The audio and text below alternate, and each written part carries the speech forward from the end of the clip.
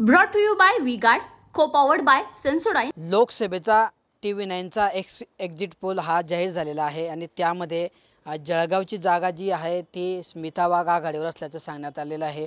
यावर बोलण्यासाठी आपल्या जळगाव लोकसभेचे महाविकास आघाडीचे उमेदवार करण पवार आपल्या सोबत आहेत। काय सांगाल दादा, TV9चा एक्झिट पोल समोर आलेला आहे, यामध्ये ही जागा जी आहे ती भाजप आघाडीवर असल्याचं सांगण्यात येते। कसं पाहता तुम्ही या एक्झिट पोलकडे? एक्झिट पोल आपला बघितला मी, हा खरोखर एक्झिट पोलच ठरेल असा मला आजही आत्मविश्वास आहे।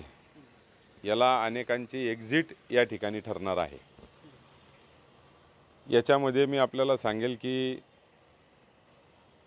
4 लाख मतांनी मागच्याच भारतीय जनता पार्टीची निवडून आलेली सीट पडेल कशी हे बुद्धीला पटण्यासारखं जरी आज नसलं तरी येणाऱ्या 4 तारखेला नक्कीच आपल्या सगळ्यांना पटेल आणि नंतर अनेक तर्कवितर्क यावर मांडले जातील।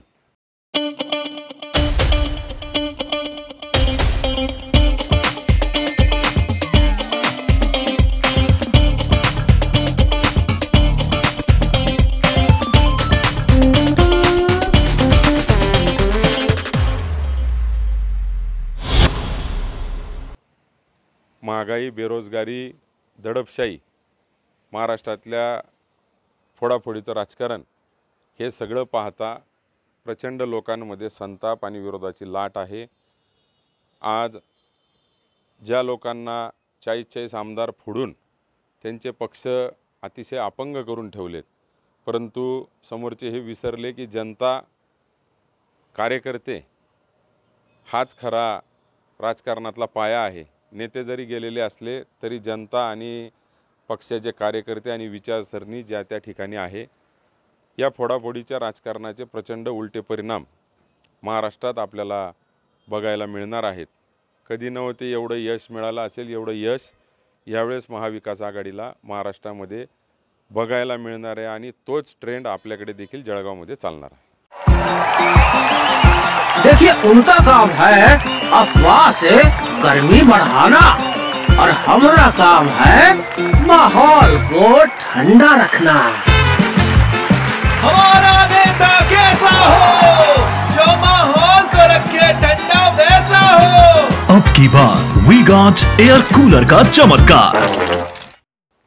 एकनाथ खडसेंनी म्हटलं आहे की भाजपने जे फोडाफोडीचं राजकारण केलं त्यामुळे भाजपला आत्मचिंतनाची गरज आहे। तुम्हाला काय वाटतं?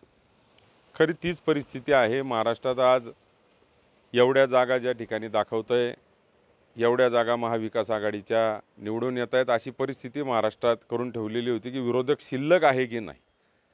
अशा परिस्थितीमध्ये अतिशय तगडी फाईट महाविकास आघाडीच्या उमेदवारांनी बलाढ्य शक्तींविरुद्ध, सत्तेविरुद्ध या ठिकाणी दिली, पैशाविरुद्ध दिली आणि त्याला साध लोकांनी नक्कीच घातलेली आहे।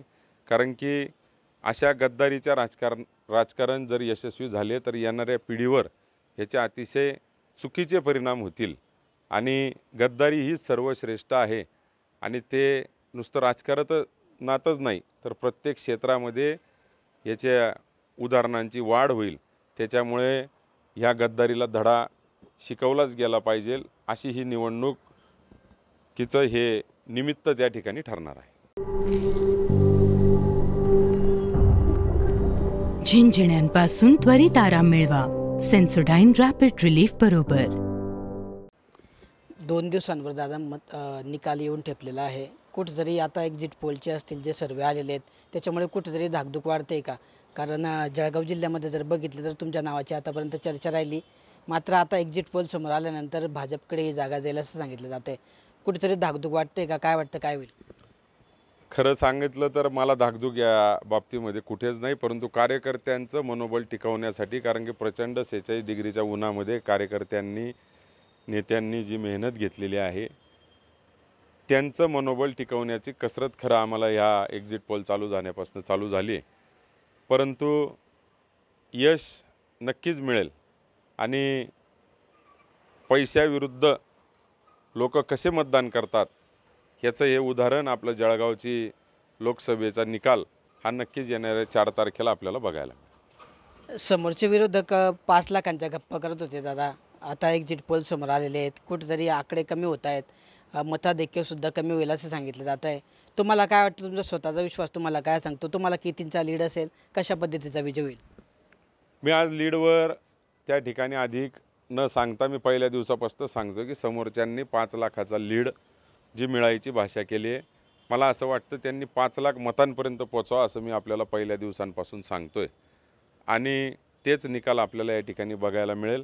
आणि माझं म्हणणं त्या ठिकाणी खरं ठरलं तर मी लाखाच्या आसपास त्या ठिकाणी निवडून.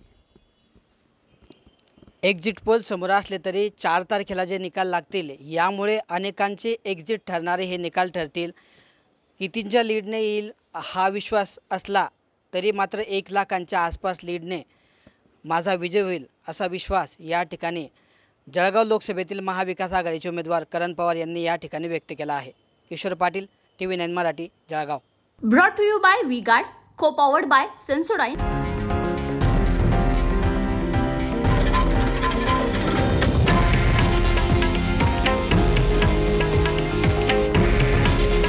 हे आहे देशातील नंबर 1 न्यूज नेटवर्क आणि आपण पाहत आहात TV9 मराठी.